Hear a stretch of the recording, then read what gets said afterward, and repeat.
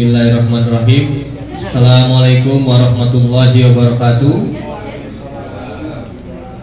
Alhamdulillahirabbil alamin wassalatu wassalamu ala Rasulillah amma ba'du. Alhamdulillah. Pertama-tama marilah kita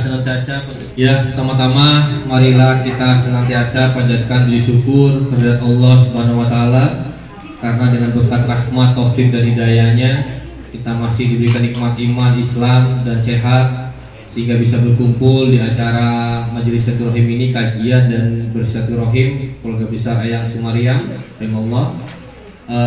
Semoga langkah kaki kita semuanya menjadi catatan amal soleh dan memperberat timbangan amal kita di yaumul akhirat kelak. Amin ya rabbal alamin. Salawat dan salam tidak lupa kita tujukan kepada junjungan kita Muhammad sallallahu alaihi wasallam, untuk para sahabat dan keluarganya sampai akhir zaman. Ya, alhamdulillah pada ahad kali ini alhamdulillah kita bisa diisi oleh Ustadz Abu Aslam Hafizahullah Ta'ala.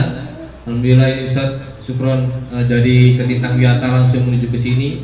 Beliau insya Allah akan memberikan ilmu dan nasihat buat kita semua, kalau bisa kita semua. Ustadz ini alhamdulillah Ustadz udah lama waktunya, bisa waktu Ustadz saya sering Ustadz kalau di ini kok nggak Abu Aslam menemani kita semua insya Allah, dan bisa semoga mohon ilmu dan nasihatnya Ustadz.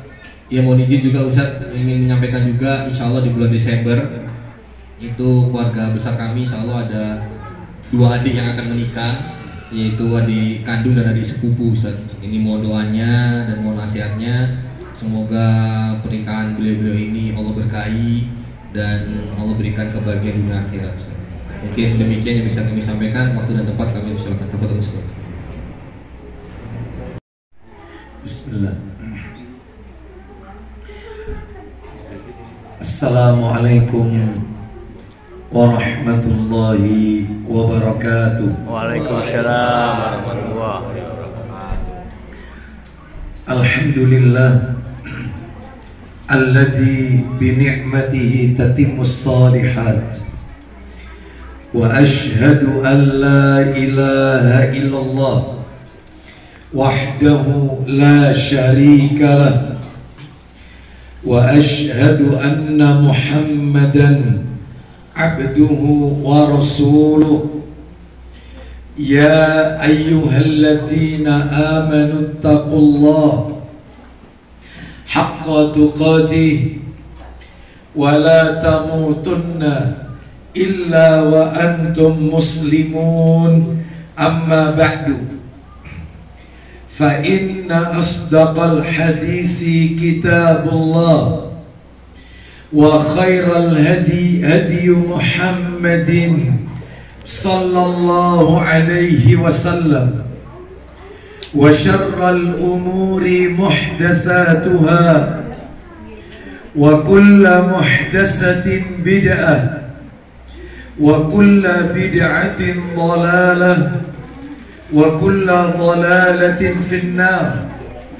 Ikhwan wa akhwati fillah, bapak-bapak, ibu-ibu, kaum muslimin dan muslimah, keluarga besar Eyang Sumariam, kepada sahibul bait, semoga Allah Subhanahu wa taala melimpahkan karunia rahmat dan barakah pada keluarga dan tempat tinggal beliau.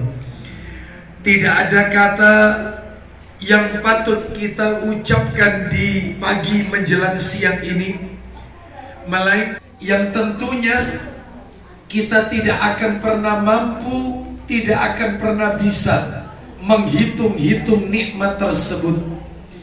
Mulai kita bangun dari tidur sampai kita tidur kembali, bahkan tidur itu sendiri bagian dari karunia nikmat Allah yang wajib untuk kita syukuri. Bapak Ibu, kita tidak pernah diperintah oleh Allah untuk menghitung-hitung nikmat, tidak pernah. Tetapi justru Allah memerintahkan kita untuk mensyukuri nikmat-nikmat tersebut.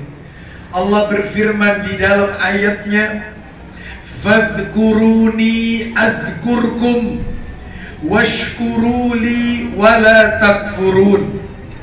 Maka ingatlah kalian kepadaku, niscaya aku akan mengingat kalian. Bersyukurlah kalian kepadaku, dan janganlah kalian kufur, ingkar kepadaku. Dalil ini menunjukkan kepada kita bukti wajibnya kita mensyukuri semua nikmat yang Allah berikan kepada kita. Diberikannya kita kemudahan, kesempatan untuk silaturahim keluarga besar Eyang Sumariam, sekaligus talabul ilmi, menuntut ilmu.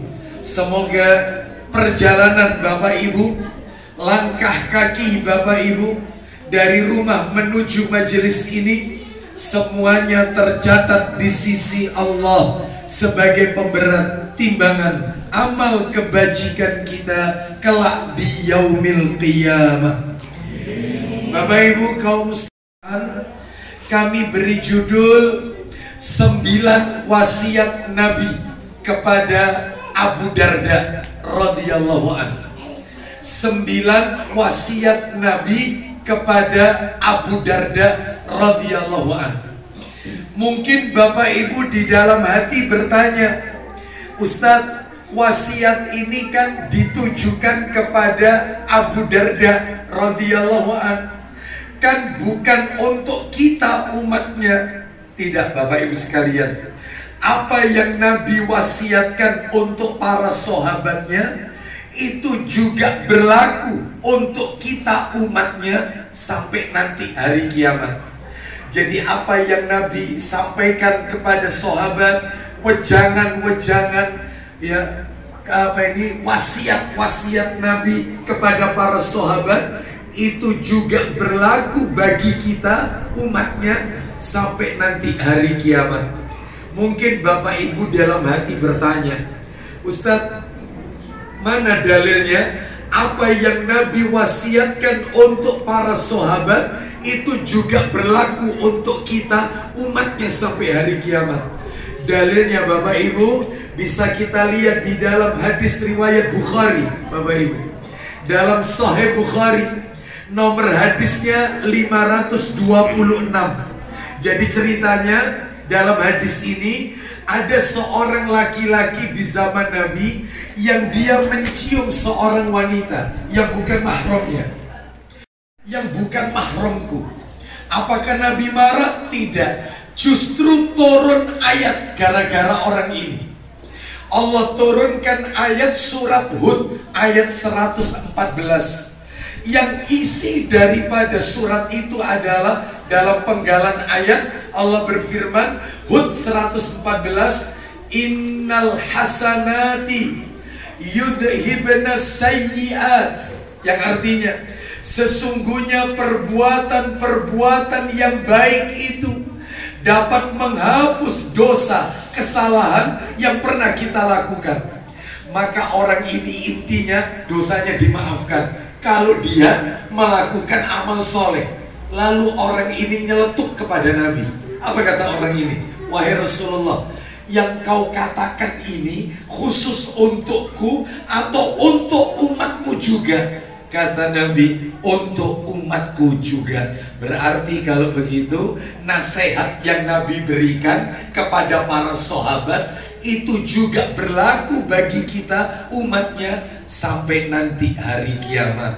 Makanya yang akan kami sampaikan pagi hari ini bukan untuk Abu Darda saja, tapi 9 wasiat ini untuk kita sampai hari kiamat. Apa itu 9 wasiat Nabi? Kita baca 18, saya bacakan. Dari Abu Darda radhiyallahu an, dia berkata, Ausani Rasulullah sallallahu alaihi wasallam bitis'in. Rasulullah sallallahu alaihi wasallam telah memberiku wasiat 9 perkara. Ya, ini yang mau saya sampaikan. Apa itu? 1, yang pertama ini Bapak Ibu, wasiatnya Nabi.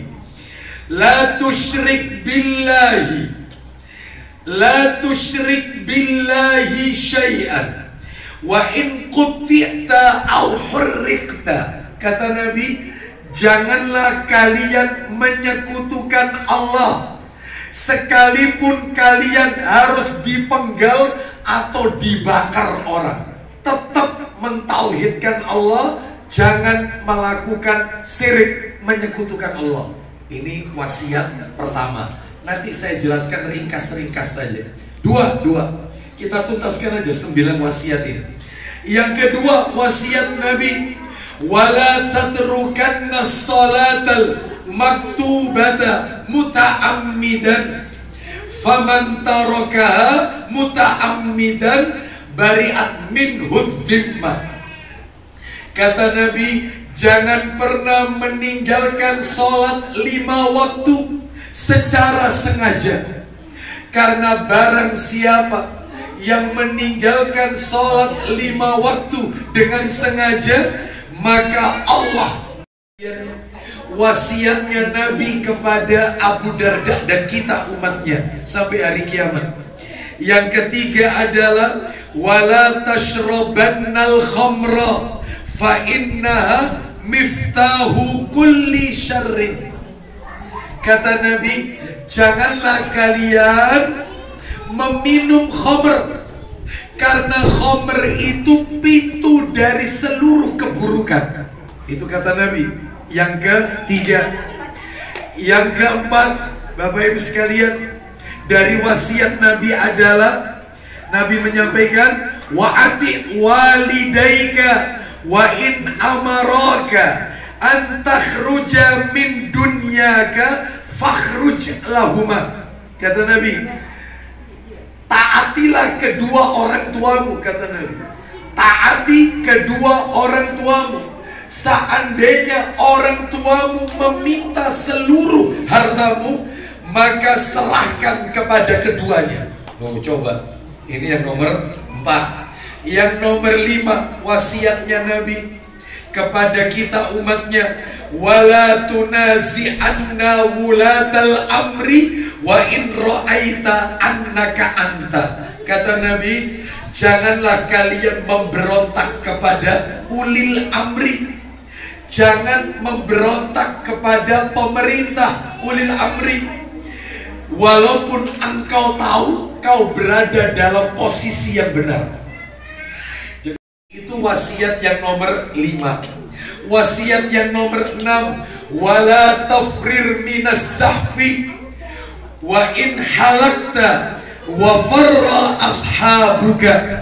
Kata Nabi, jangan lari dari medan pertempuran, jangan jadi pengecut, jangan lari dari medan pertempuran, sekalipun engkau harus sendiri dan engkau teman-temanmu melarikan diri. Ini yang ke-6.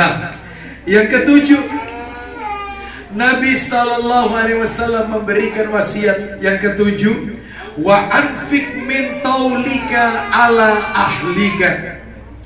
Nafkailah keluargamu dari harta yang engkau miliki. Jangan pelit dengan keluarga. Ini yang nomor 7.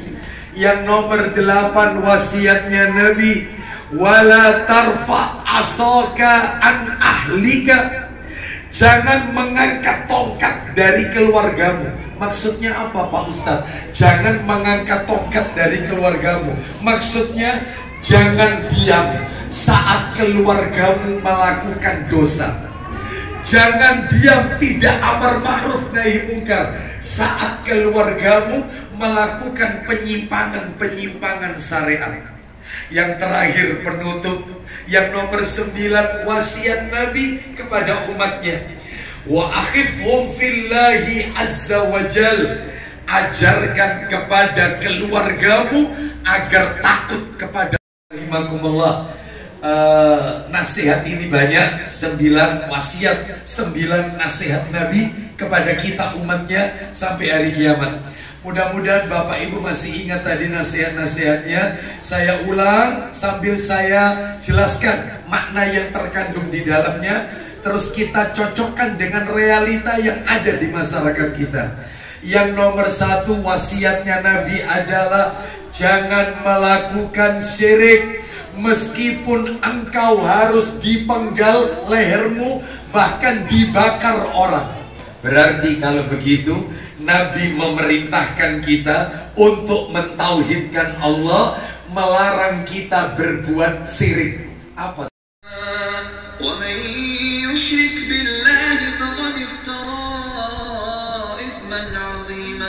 Kita dengarkan terjemahannya. Sesungguhnya Allah tidak akan mengampuni dosa karena menyekutukannya. Loh, jelas syirik. Dan Dia mengampuni apa saja dosa yang selain syirik itu bagi siapa yang Dia kehendaki. Jadi jelas syirik gak ada ampunannya. Masih ada lanjutannya. Barang siapa yang melakukan syirik, maka sungguh dia telah berbuat dosa yang besar. Saya yakin Bapak Ibu dalam hati bertanya-tanya, contohnya syirik itu kayak apa, Ustadz? Baik, saya sedikit ringkas saja. Syirik itu ada dua, Bapak Ibu.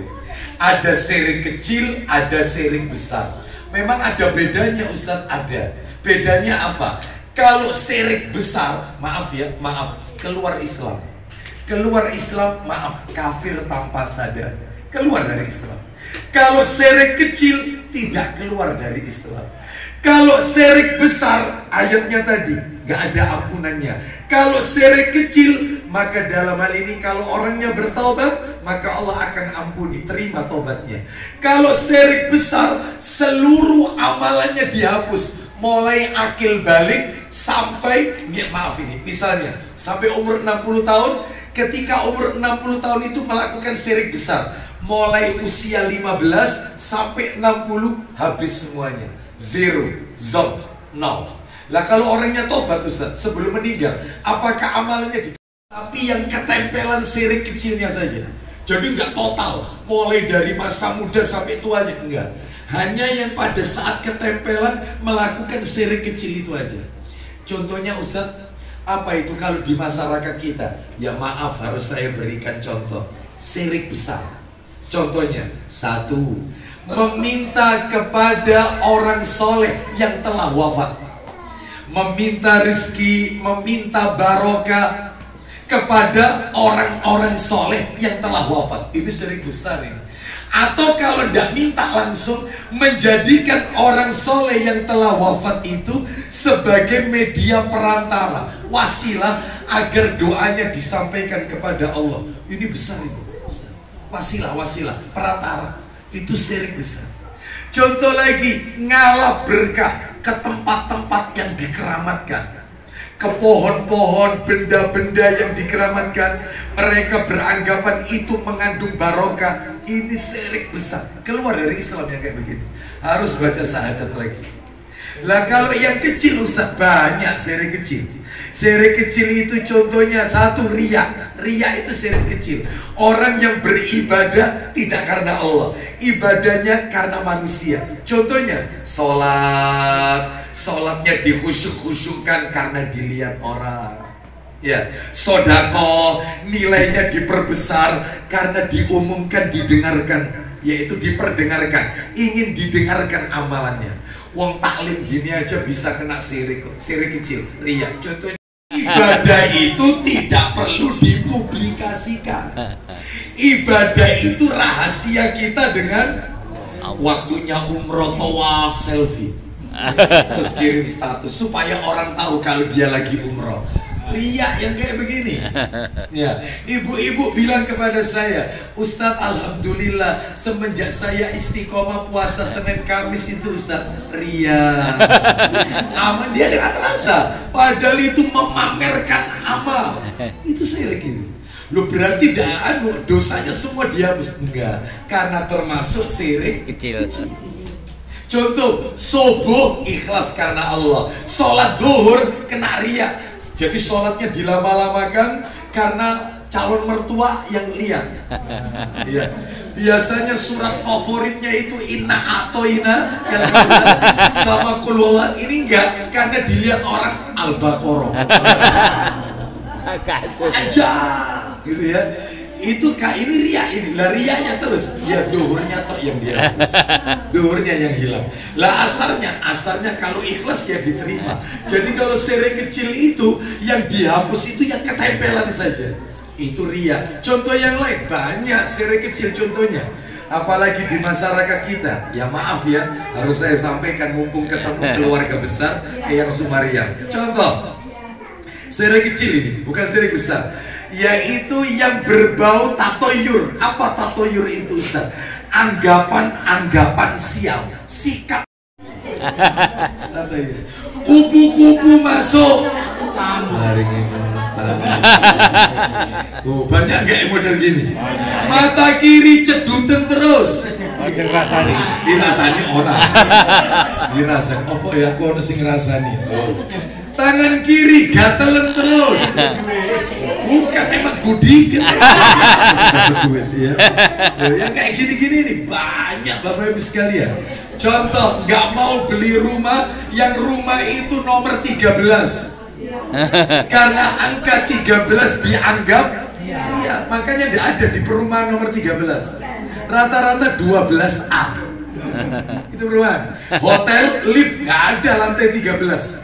Nggak ada lantai 4, nggak ada lantai 13. Jadi 3 langsung 5, 6, 7, 8, 12 langsung 16. 14 juga nggak ada.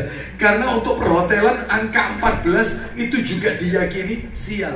Nggak mau beli rumah yang hadapnya langsung ke pertigaan. Tusuk sate. Rumah ndak barokah katanya. Nggak mau beli rumah karena rumah itu depannya lebar, semakin ke belakang mengecil. Yang bagus itu depannya kecil, semakin ke belakang gantong. Pokoknya semua feng shui, hong shui itu syirik semuanya. Ya, belum lagi yang lain ini. Apalagi syirik bukan tatoyur. Ada lagi cabangnya syirik namanya khurafat. Banyak. Apa Ustaz pernah ngajarkan? Contohnya Ustaz di masyarakat kita, banyak. Contohnya khurafat. Contohnya satu, terutama bagi wanita hamil. Banyak ini. Khurafat itu contohnya adalah wanita hamil nyimpan peniti, nyimpan gunting supaya tidak diganggu setan gitu ya. Ada yang kayak gini? Ada. Wanita hamil nggak boleh lihat orang jelek. Itu kalau lihat orang jelek mesti pegang perutnya. Amit. Kira-kira kalau dengan orangnya marah tidak? Ya jelas marah lah, kan nggak ada kaitannya. Nggak logis. Wanita hamil, wanita hamil nggak boleh bunuh hewan karena dikhawatirkan nanti pengaruh kepada janinnya. Wanita hamil, suaminya kalau keluar dari kamar mandi nggak boleh mengalungkan handuk di lehernya, nggak boleh. Khawatir nanti bayinya akan kebulet tali. Sampai kayak gitu. Perawan, gadis nggak boleh makan dekat pinggir pintu, nggak boleh. Macem-macem itu khurafat semua itu. Wanita hamil kalau melahirkan, mohon maaf, wanita hamil dibacakan surat Yusuf sama surat. Maksudnya kalau janinnya laki-laki supaya ganteng kayak Nabi. Kalau lahir perempuan supaya cantik kayak. Makanya dibacakan surat Yusuf sama surat. Ya lihat bapak ibunya. Itu pas-pasan. Ya. Ibunya itu ya anaknya sekitar itu. Waktu mau dibaca surat Yusuf 100 kali ya itu ya. Makanya kata Nabi, carilah wanita itu yang cantik, kalau laki-laki yang ganteng untuk perbaikan itu penting. Terutama yang mau menikah itu penting. Bibit, bebet, bobot itu juga penting. Dan yang paling penting karena faktor akhlak atau agamanya. Contoh lagi khurafat, wanita saat melahirkan pasti mengeluarkan ari-ari. Kalau menurut dokter itu kan plasenta.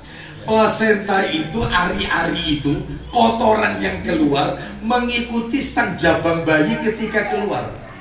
Tapi menurut sebagian orang kita enggak. Ari-ari itu saudara kandungnya bayi, sehingga diperlakukan istimewa. Saya masih ingat, saya kan asli Nyamplungan, Surabaya, Ampel. Saya kalau lihat orang dulu di Nyamplungan itu, kalau ada bayi lahir, itu ari-arinya dicuci bersih, ditaruh di kendi, dikasih garam, mau dikerengseng, kasih garamnya. Terus ada yang dikasih pensil, ada yang dikasih sobekan Al-Quran yang sudah nggak kepake, Al-Quran usang. Ada yang, kalau saya dulu ngaji di Madura, di Galis, Beliga, itu ya, masih potret koneng waktu itu kapalnya, belum ada Suramadu. Saya sering kali melihat ada orang kalau besar, cara berpikirnya seluas lautan. Ini khurafat ya. Kenapa? Presidennya khurafat. Ada yang ari-ari itu ditanam di depan rumah, lalu dikasih lampu, ditutup pakai keranjang. Tidak. Itu kalau ditanya tujuannya untuk apa, Pak, Bu? Supaya anak ini Ustadz kalau besar selalu ingat sama rumahnya, ingat papa mamanya. Jadi terus gimana Ustadz kalau itu salah, yang benar gimana? Ari-ari itu kotoran, jadi nggak perlu diistimewakan, cukup dipendem saja, nggak perlu dikasih lampu 17 Agustusan aja, ya, seperti itu, nggak perlu diistimewakan. Jadi ini masih banyak khurafat-khurafat yang beredar di masyarakat, cerita-cerita, dongeng-dongeng, itu semua syirik, Bapak Ibu. Sekalipun syirik kecil. Ini belum masalah perdukunannya, belum bahas masalah pesugihan. Oh banyak, apalagi syirik di negeri plus 62. Wah, mana negeri plus 62? Kalau saya 031 ya, saya nggak tahu plus 62 di mana. Syirik yang di negeri plus 62 banyak sekali. Belum lagi masalah ngalah berkah, belum masalah pesugihannya. Mau buka usaha, buka toko, harus menyiramkan air sisa cucian beras, air leri katanya, supaya lancar. Banyak. Maka tinggalkan syirik. Ini wasiat pertama. Nomor 2. Yang nomor 1, Pak, Bu, maaf, ada hadis yang mengerikan. Hadis ini riwayat Imam Ahmad, disahihkan oleh Syekh Albani rahimahullah. Nabi mengatakan, "Wa man lam yuhafid 'alaiha", barang siapa yang tidak menjaga sholat 5 waktunya. Saya belum baca udah merinding. Siapa yang menjaga sholat 5 waktunya, lam yakun lahu nurun, maka dia nanti di hari kiamat tidak mendapatkan cahaya. Wala burhanun, dia nggak punya bukti. Wala najatun, dia tidak akan diberikan keselamatan. Lah ini sekarang yang bikin kita merinding.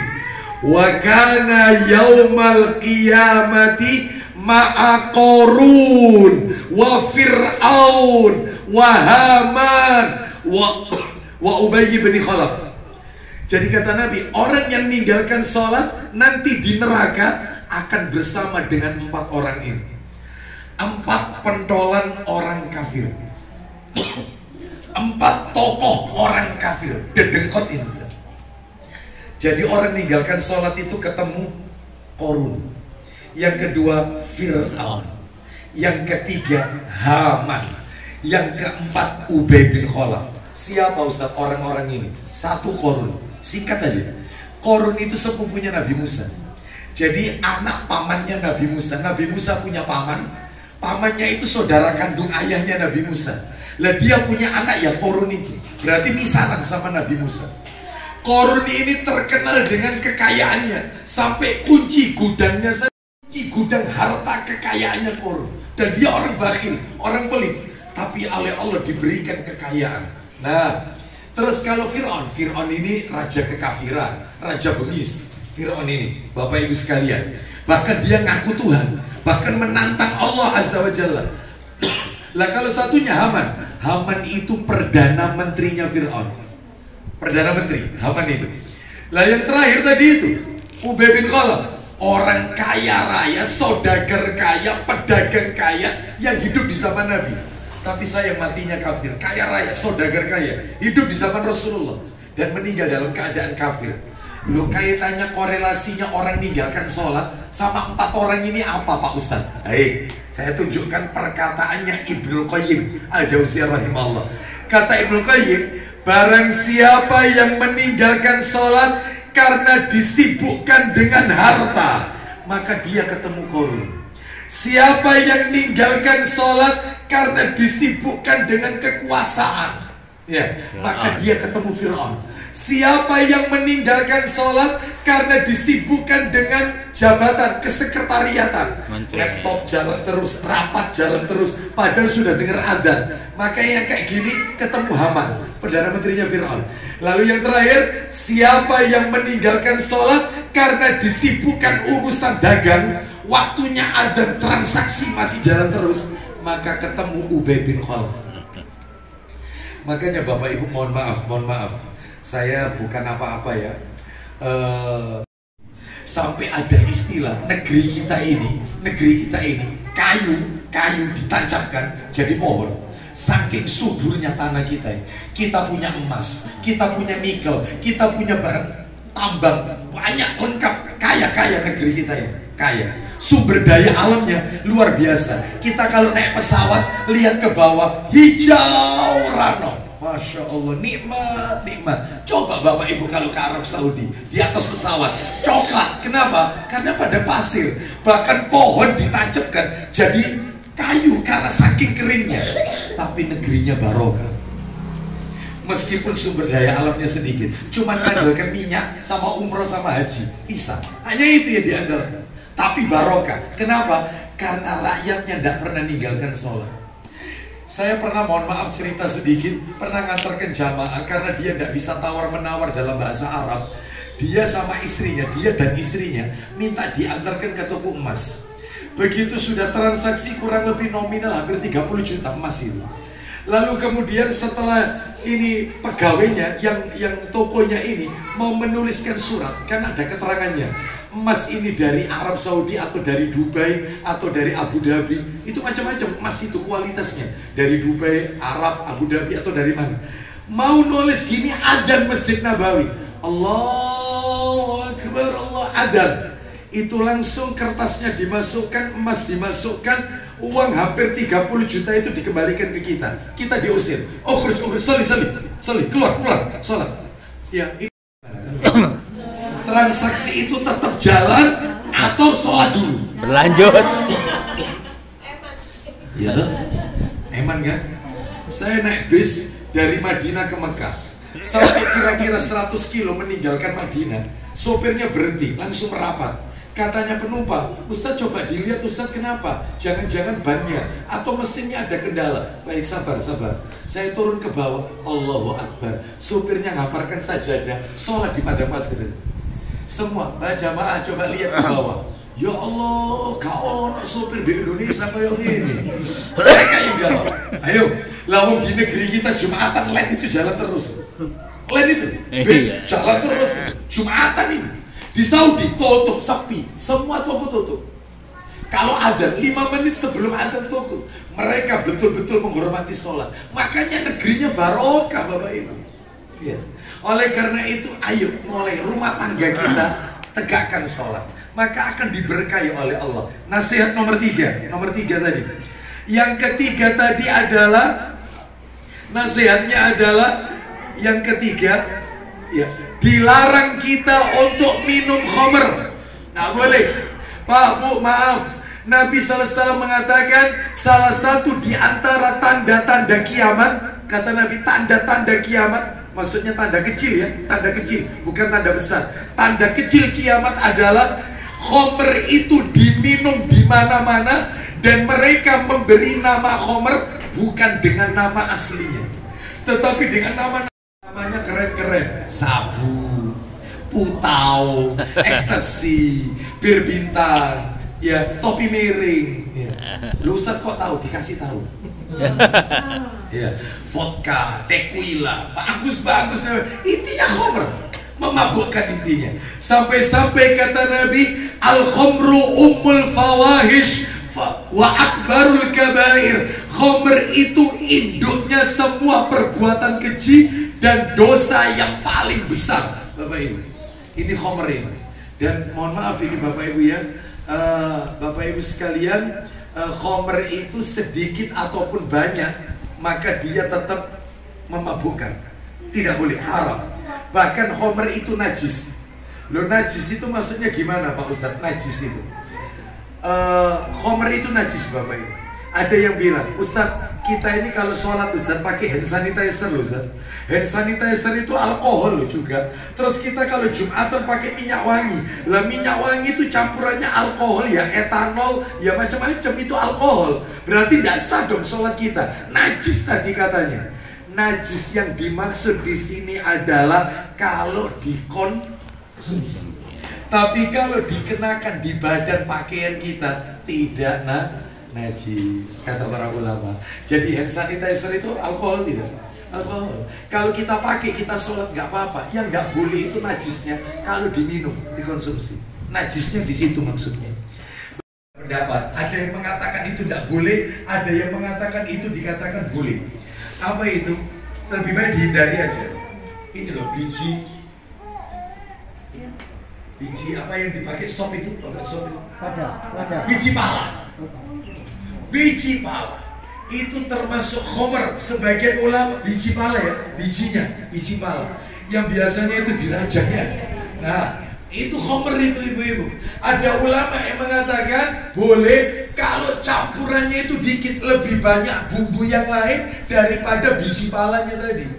Sehingga dalam hal ini boleh. Tapi kalau itu yang lebih kuat biji palanya, maka itu nggak boleh karena itu termasuk khamr.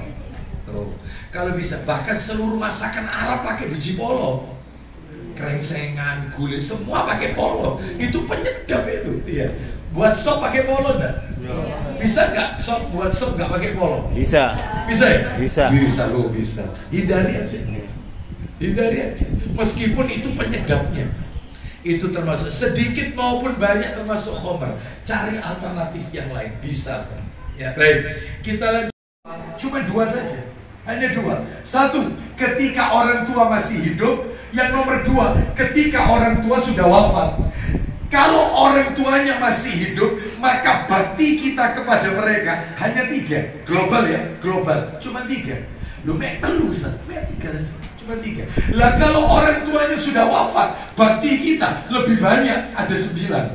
Anak itu bakti sama orang tua kalau sudah wafat itu 9. Kalau masih hidup cuma 3. Lu lebih banyak kalau sudah meninggal. Iya.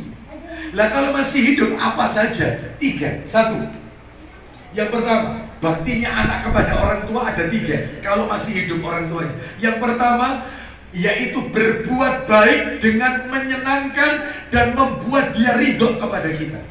Jadi tolong, kalau kepingin jadi anak yang berbakti, lakukan hal-hal yang bikin orang tua kita bahagia.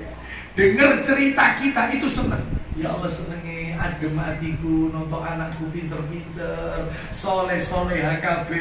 Tapi kalau suka membuat orang tua itu jadi kepikiran, jadi dia tidak tenang. Contohnya, anaknya suka utang, yang nutupi ibunya, bapaknya. Ini anak durhaka yang kayak begini, nggak boleh. Iya. Jadi buat orang tua itu nyaman, senang. Misalnya orang tua sambatan.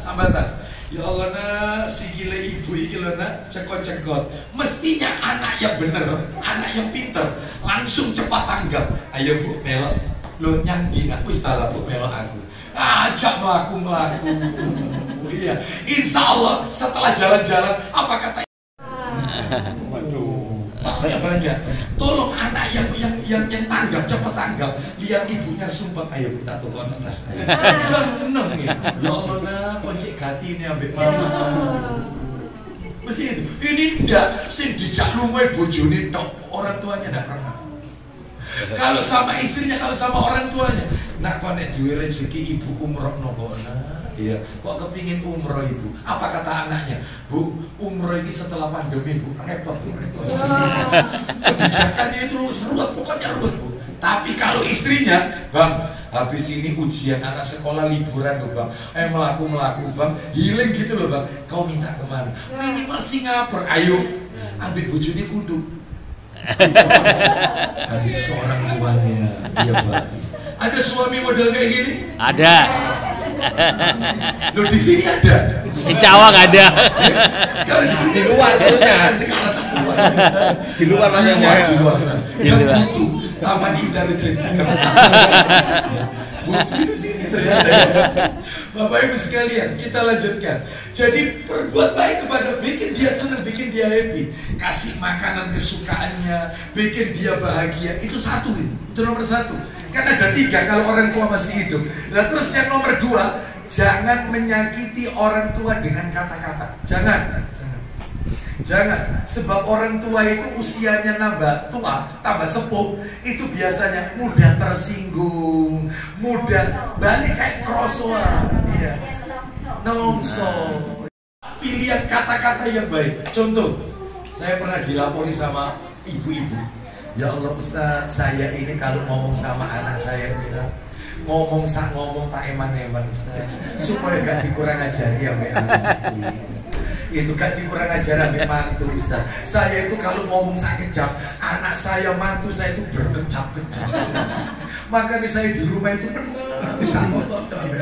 Ya Allah kasihan ya. Ada orang tua yang kayak begini. Ya, baik. Di sini ya. Lengkap. Bapak Ibu sekalian, rahimani wa rahimakumullah. Kadang seorang anak itu tidak terasa. Kadang orang tua itu kalau ngomong sama anak sampai hati-hati. Nah, ibu gak sekolah, nak. Bapak yo SR mutu gak sekolah. Kamu yang lebih pintar. Bapak nih usul loh, nak ya, usul. Kamu nanti kalau kuliah, terus kamu nanti itu masuknya itu ini aja, nak. Apa kata anaknya? Oh, saya sebentar, Pak. Cara berpikir bapak ini zaman dulu, Pak. Ya, gak bisa diterapkan. Orang tua belum selesai ngomong sudah di-cut. Mestinya anak yang benar itu didengarkan sampai selesai baru minta izinnya. Pak, Ma, aku boleh ngomong. Papa sudah selesai. Kalau sudah selesai aku boleh tidak ngomong. Mestinya gitu minta. Ini enggak. Orang tua itu selalu yaitu dipotong ini ya. Oh sebentar Bu, sebentar, cara berpikir ibu itu tidak cocok sama anak zaman sekarang. Ya Allah. Ya. Belum lagi suka membodoh-bodohi. Codingnya lambat. Ya. Papa sama mama ini jadul. Sebab saya pernah berkunjung ke rumah seseorang, orang itu minta nomor telepon saya, nyuruh anaknya, nak tolong nomornya Pak Ustadz ini masukkan ke HP-nya Abi. Abi tidak bisa. Maklum HP sekarang kan canggih-canggih. Apa kata anaknya? Bibi, ini tuh Abi di gaptek. Orang tuanya bilang sama saya, ya apa Ustadz, anak sekarang papanya dibilang di gaptek-gaptek. Saya bilang, Bapak jangan tertawa. Putranya Bapak ini termasuk anak durhaka, membodoh-bodohi orang tua. Meskipun dia S3, maka tetap di bawah orang tuanya. Orang tuamu yang lebih pintar daripada kamu. Mestinya gitu. Ojo pinter nih. Jangan. Anak yang baik itu seperti itu. Ini nomor 2. Lah yang nomor 3 ini berat ini, berat. Nomor 1 banyak, nomor 1 nyenengkan orang tua banyak.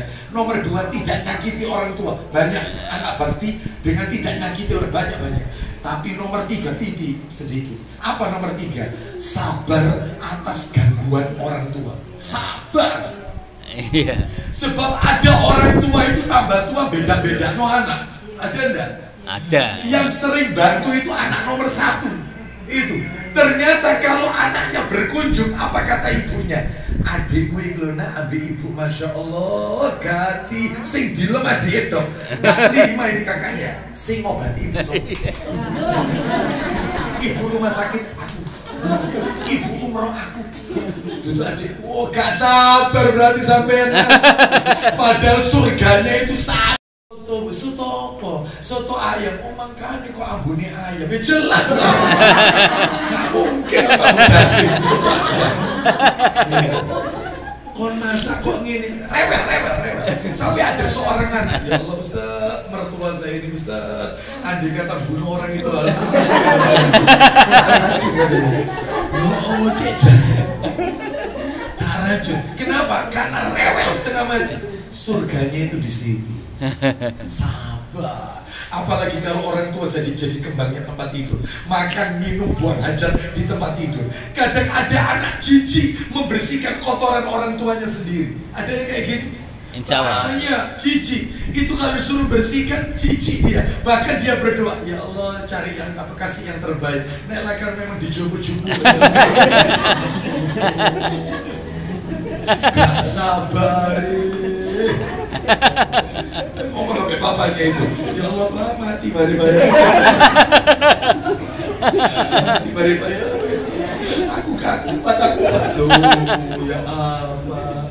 Ada anak zaman sekarang, mohon maaf, ibunya, mohon maaf, orang tuanya dorong pakai stroller, bayi dorong stroller. Pagi-pagi ketemu saya, Assalamualaikum Bu, Waalaikumsalam, baru berangkat Pak Ustadz. Iya Ibu, lo ini cucunya Bu? Iya cucu saya Pak Ustadz. Oh Masya Allah, lo kemana anaknya? Anak saya kerja Ustadz. Lah istrinya juga kerja. Dalam hati, oh jadi pembantu. Dalam hati saya, jadi pembantu. Duduk manis, nikmati masa tua dengan ibadah, zikir sing akeh. Betul atau tidak? Betul. Bukan suruh mempersi, terus bukan. Tolong istrimu itu keluarkan dari pekerjaan, didik anakmu sendiri. Jangan jadikan orang tua sebagai Pembantu. Setuju tidak? Setuju. Itu sebab ada nih. Loh Ustadz itu yang minta ibu saya sendiri. Ustadz nah ibu cek gak kesepian do oma ijenan, anakmu tak omongi. Ada ndak yang kayak gini? Kalau itu permintaannya nggak apa-apa, tapi ya jangan nemen-nemen. Itu mau.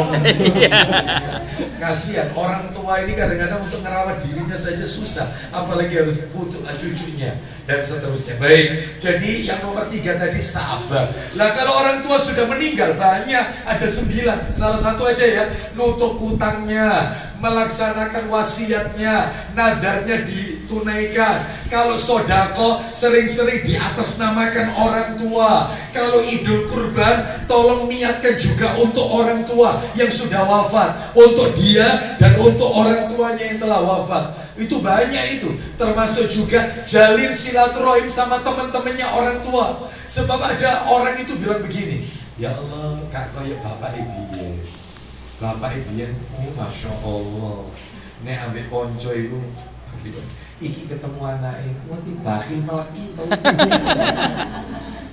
Tolong kebaikan orang tua itu teruskan. Kalau bapak kita dulu sama teman-temannya royal, sama teman-temannya, kita teruskan meskipun itu yang benar. Ya banyak kok. Baik, saya persingkat di situ aja. Sekarang yang berikutnya nomor 5, wasiatnya Nabi tadi, taati pemimpin, jangan berontak. Sekalipun pemimpin itu dirasa zalim, Islam tidak mengenal demo. Demo tidak diajarkan oleh Rasulullah. Jangan menjelek-jelekkan ulil amri di media sosial. Jangan. Kenapa? Karena dia seorang muslim. Kalau dia dirasa zalim, doakan dia supaya menjadi orang soleh, dan orang-orang yang di sekitarnya diberikan oleh Allah orang-orang yang soleh, siapapun pemimpin kita. Jadi janganlah kita tidak lombok mahal. Ya, saya pernah soalnya datang ke acaranya kayak gini, kumpulan gini di Delta Sari, acaranya itu rame keluarganya nih, dari luar kota semua datang semua. Saya perhatikan obrolannya bapak-bapak sama emak-emak di belakang. Lah iyo bensin munggah, itu sangat cocok bagi pemimpin. Aja udah, ya. Lombok larang, ini larang kafe, terus bayar lain serayu, macam-macam. Udah ya, macam-macam. Pokoknya intinya jelekkan pemimpin kita. Terus saya tanya nih, saya nyeletuk, ada seseorang di situ. Assalamualaikum, waalaikumsalam. Bapak, nama siapa? Nama saya Fulan. Oh iya. Tinggal di mana panjenengan? Saya di Semarang Pak Ustadz. Oh Semarang. Jauh Pak ya? Dia nyeletuk ngomong sendiri. Sekarang yang tidak jauh Pak Ustadz, tidak jauh. Sekarang Semarang itu Ustadz tidak sampai 2 jam. 2 jam maksimal nyampe Pak Ustadz. Dulu 5-6 jam saat Semarang. Sekarang saya ingin menjelaskan hadis Nabi, jangan mengolok-olok ulil amri, siapapun orangnya. Karena itulah yang diajarkan oleh Rasulullah SAW. Saya tanya sama Bapak Ibu, dalam sehari berapa kali Bapak Ibu mendoakan pemimpin kita? Dari itu diajarkan, doakan. Siapapun orangnya, siapapun. Yang nomor 6, dilarang lari dari medan pertempuran. Ya, pengecut nggak boleh. Musuh sudah di depan mata, lari lenggang langkang nggak boleh. Nah, ya harus dihadapi. Meskipun sendirian, teman-temannya ninggalkan dia. Meskipun nyawa taruhannya. Itu nomor 6. Nomor 7. Nah ini nomor 7, nomor 8, sama nomor 9 terakhir itu ada kaitannya sama keluarga. Apa yang nomor 7? Perintahkan untuk Nabi memerintahkan untuk menafkahi keluarga, terutama suami. Mohon maaf, dua-duanya. Nah ini ya. Mudah-mudahan apa yang saya sampaikan ini bermanfaat untuk saya pribadi dan untuk bapak-bapak, mas-masnya, laki-laki. Ya. Rasulullah pernah bersabda, riwayat Muslim, kitabnya saya bawa sebenarnya, nomornya 949. Kata Nabi, dinarun anfaqtahu fi sabilillah, wa dinarun anfaqtahu fi raqabah, wa dinarun tasaddaqta bihi ala miskin, wa dinarun anfaqtahu ala ahlika. Uang yang diberikan untuk di jalan Allah, untuk membebaskan budak, untuk disedekahkan kepada fakir miskin, dan untuk istri dan anak. A'dhamuha ajrul ladzi anfaqtahu ala ahlika. Yang paling besar ganjaran pahalanya uang yang diberikan untuk istri dan anak. Jangan pelit sama istri, jangan pelit. Ini katanya ibu-ibu.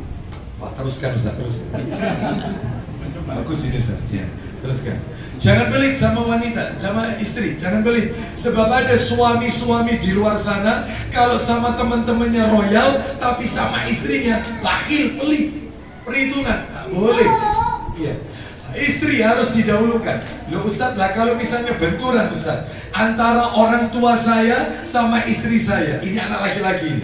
Orang tua butuh, istri juga butuh. Mana yang didulukan? Yang didulukan tetap istri, bukan orang tua. Kecuali orang tuanya miskin, istrinya kaya raya, sudah banyak ya dipenuhi, maka dia harus mendahulukan orang tua. Nah kalau misalnya orang tuanya itu adalah kaya raya, istrinya yang membutuhkan, istri didulukan.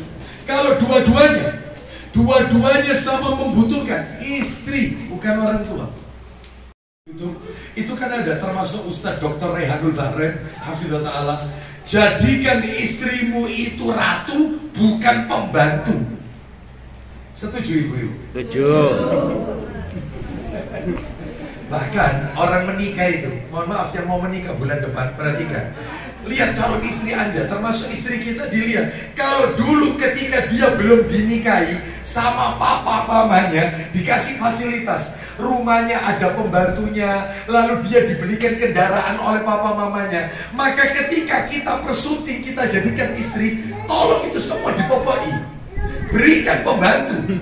Iya, ojo diuplek-uplek dong, terus. Betul atau tidak ibu? Iya, mestinya begitu. Loh, nafkah itu beda sama uang jajan loh. Beda loh. Nafkah bulanan itu untuk makan. Istri itu juga butuh uang jajan. Tadi setelah ini beda itu. Itu bukan jadi satu. Wes kamu tak kasih kemampuanku sebulan 5 juta. Wes iki aturan ya apa untuk ini, untuk listrik, untuk ini, untuk anak sekolah.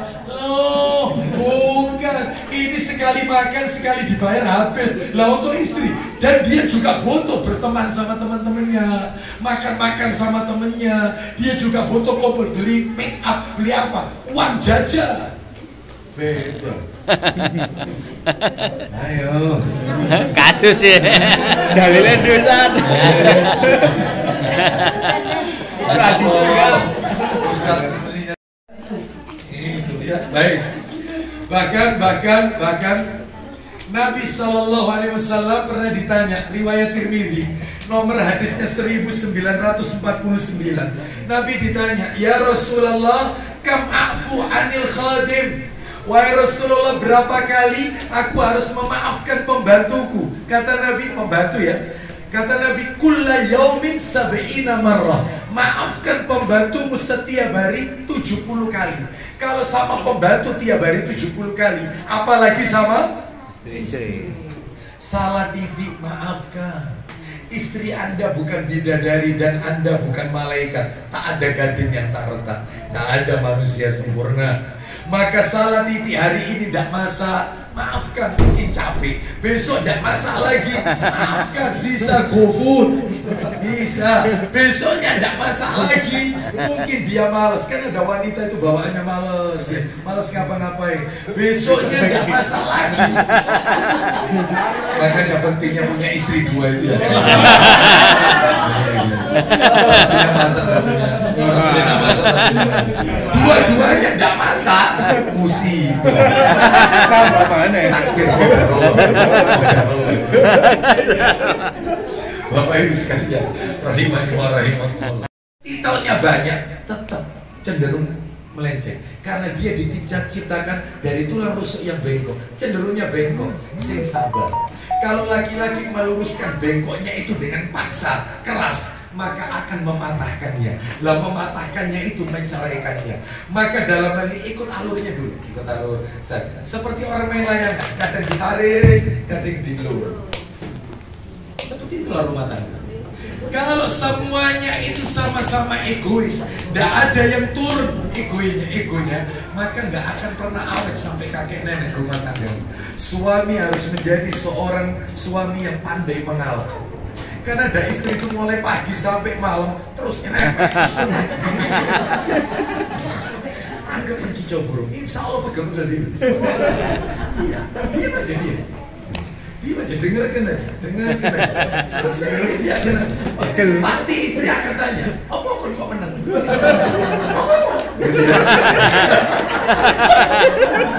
Ya, gitu ya. Dia aja sampaikan. Jadi suami yang sabar. Bu, Mas, mohon maaf ini. Panjenengan boleh cek. Panjenengan cek surat An-Nisa ayat 19.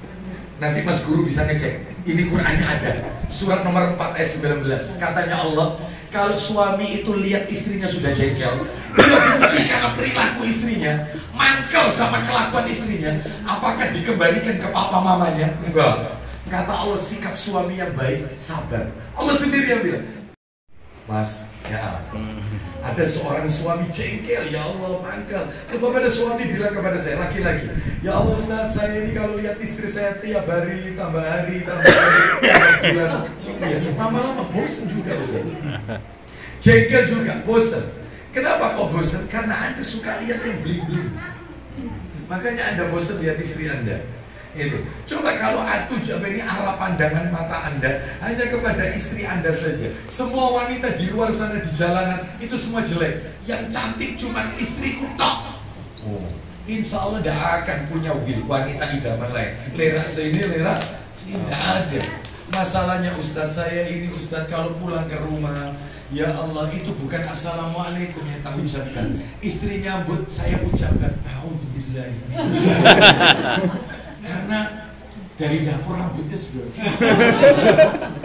dasternya ya situ, tiap tahun di situ dasternya gitu. Maka tolong tanamkan, mungkin istri saya belum ada persiapan nyambut saya. Saya datang mendadak, nanti malam dia akan tampil lebih cantik lagi, paling cantik. Ternyata tambah malam tambah istrinya kayak pakai apa itu putih-putih itu? Masker ya? Pakai masker itu? Iya. Ini tambah horor. Nah, berarti yang salah siapa kalau begitu ya? Oleh karena itu, kembali ke materi kita, ya tanamkan sabar dalam rumah tangga. Nanti dibaca sendiri surat. Tadi kan Nabi bilang pakai bahasa kiasan. Jangan mengangkat tongkatmu, maksudnya jangan diam ketika melihat kemungkaran terjadi di rumah tangga kita. Maaf ya laki-laki suami, karena suami ini punya peran penting nih soalnya. Laki-laki ini pemimpin rumah tangga. Saya juga heran lihat laki-laki zaman sekarang. Laki-laki zaman sekarang ini saya lihat mobilnya itu ditutupi dengan ya kain penutup itu ya. Ya selambu atau apa main kain penutup itu. Supaya apa? Supaya cat mobilnya tidak tergores. Ditutupi, panas ditutupi, hujan ditutupi. Tapi dia tidak pernah merasa khawatir kehormatan istrinya itu tergores. Kenapa? Karena dia membiarkan istrinya bermain tiktokan. Wajah cantiknya dinikmati oleh laki-laki yang bukan mahram. Maka nggak boleh. Jadilah seorang suami yang punya cemburu kepada istrinya. Oleh karena itu di sini ada ibu-ibu yang suka main tiktokan. Ya, TikTok. Jangan dilihat. Orang bermain tiktokan ini jelas katanya ulama orang dalam gangguan jiwa, Bu. Iya. Lah ya apa dalam kamera? Gangguan jiwa. Orang bermain TikTokan itu gangguan jiwa. Itu disebutkan oleh Ustadz Dr. Raihanul Bahrain.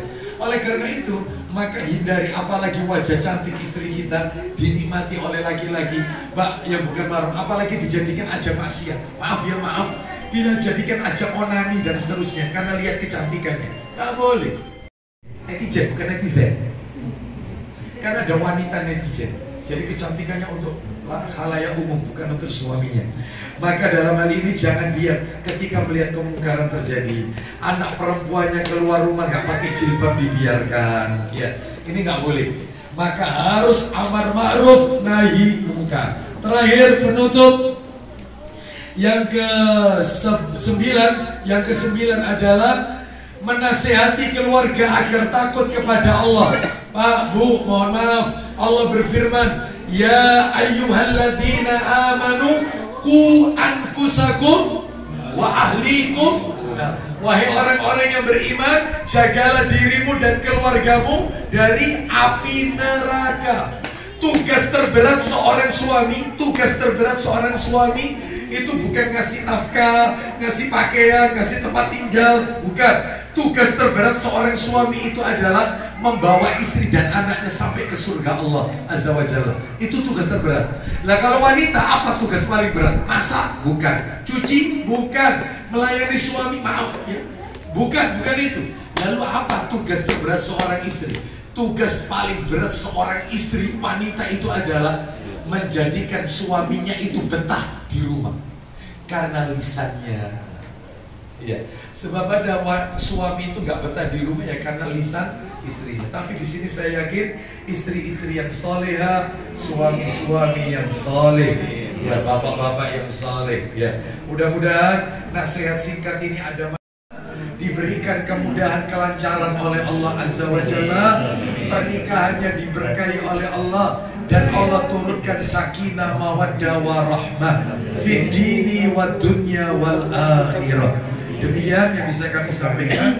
Mengingat kami masih ada amanah di tempat lain, saya cukupkan sampai di sini saja. Kita tutup. Wassallallahu ala nabiyyina wa ala alihi washabihi wasallam. Subhanakallahumma wa bihamdika asyhadu an la ilaha illa anta astaghfiruka wa atubu ilaika. Wa akhiru da'wana alhamdulillahi rabbil alamin. Assalamualaikum warahmatullahi wabarakatuh. Waalaikumsalam warahmatullahi wabarakatuh.